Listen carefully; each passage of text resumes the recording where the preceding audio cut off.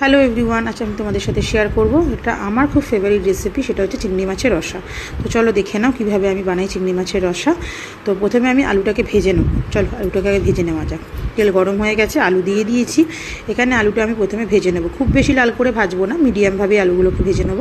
তো আলুটা ভেজে নিয়ে এবার আমি আলুটা মোটামুটি ভাজা হয়ে গেছে, আলুটা আমি তুলে নিয়েছি। এরপর চিংড়ি মাছ ভেজে নেওয়ার পালা। তেল গরম হয়ে গেছে, চিংড়ি মাছটাকে আমি অ্যাড করে দিলাম। তো চিংড়ি মাছটা আমি ভেজে নিই। আর বলে দিই আমি চিংড়ি মাছটা কীভাবে ম্যারিনেট করেছি। সেটা হচ্ছে আমি প্রথমে আদা রসুনের বাটা আর নুন, হলুদ আর একটুখানি সামান্য সর্ষের তেল দিয়ে চিংড়ি মাছটা বেশ খানিকক্ষণ ওই 15-20 মিনিটের মতো ম্যারিনেট করে রেখে দিয়েছিলাম, যাতে মশলাগুলো প্রপারলি চিংড়ি মাছের মধ্যে ঢুকে যায়। তো এটাকে আমি লো টু হাই ফ্লেমে ভেজেছি চিংড়ি মাছটাকে, খুব বেশি লাল করে ভাজবো না, সেক্ষেত্রে হার্ড হয়ে যাবে, খেতেও ভালো লাগবে না। তো চিংড়ি মাছ আমার ভাজা কমপ্লিট। এবার আমি চিংড়ি মাছগুলোকে তুলে রাখবো।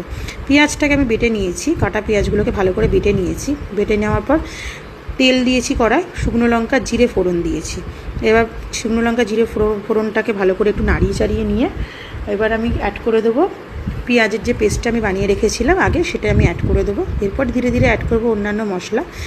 অন্যান্য মশলা হিসাবে তো আমি আদা রসুন কাঁচা লঙ্কা বেটে রেখেছি। তার আগে এটা ভালো করে নাড়িয়ে চাড়িয়ে নিই, তারপর আমি ধীরে ধীরে মশলাগুলো একের পর এক অ্যাড করতে থাকবো। তো একটু নাড়িয়ে চাড়িয়ে নেওয়ার পর আমি অ্যাড করে দেবো আদা রসুনের বাটা। 2 টেবিল স্পুনের মতন আদা রসুনের বাটা এখানে আমি অ্যাড করব। 2 চামচে আমি আদা রসুনের বাটা এখানে দিয়ে দিচ্ছি। তারপর আমি আধখানা যে টমেটোটা কেটে রেখেছিলাম সেটাও অ্যাড করে দেবো। তো চলো আগে আদা রসুনের বাটাটা দিয়ে খানিকক্ষণ নাড়িয়ে চাড়িয়ে নেবো। তারপর আমি অ্যাড করব হচ্ছে আধখানা টমেটো। তো চলো আগে নাড়িয়ে চাড়িয়ে নিই ভালো করে। তো এবার আমি অ্যাড করে দিচ্ছি টমেটোটা। চাইলে কেউ গোটা টমেটো দিতে পারো, আমি এখানে আধখানা টমেটো দিয়েছি। সেটা যার যা ইচ্ছা সেটা সে করবে।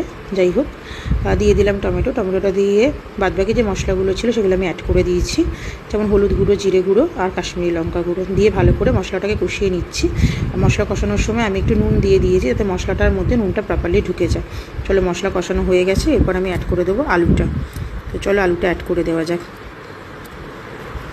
এবার আমি আলুটা অ্যাড করে দিলাম। আলুটা দিয়ে মশলাটা ভালো করে কষিয়ে নেব।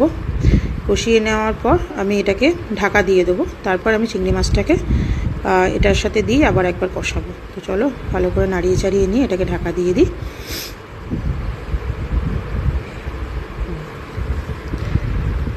এবার আমি চিংড়ি মাছগুলোকে অ্যাড করে দিয়েছি আলুটার সাথে, দিয়ে ভালো করে আবার খানিকক্ষণ নাড়িয়ে চাড়িয়ে নেব। নিয়ে আমি এর মধ্যে জল অ্যাড করব। একটু হাই ফ্লেমেই মোটামুটি এটাকে ভালো করে কষিয়ে নিতে হবে, খুব বেশি হাই ফ্লেম না, মোটামুটি হাই ফ্লেমে এটাকে ভালো করে কষিয়ে নিতে হবে। কষিয়ে নেওয়ার পর জলটা অ্যাড করতে হবে। জলটা দিতে হবে এই কারণে, কারণ আলুটাকে আমি প্রপারলি ভাজিনি আর চিংড়ি মাছটাকে পুরোপুরিভাবে আমি খুব বেশি ভাজিনি। সেক্ষেত্রে জলটা দিয়ে দিলাম, যাতে আলু আর চিংড়ি মাছটা প্রপারলি সেদ্ধ হয়ে যায়। এবার জলটা দিয়ে খানিকক্ষণ নাড়িয়ে চাড়িয়ে নিয়ে আমি এটাকে ঢাকা দিয়ে দেবো, সেদ্ধ হতে দেবো। তো সেদ্ধ হলে তারপর আবার দেখাচ্ছি তোমাদের।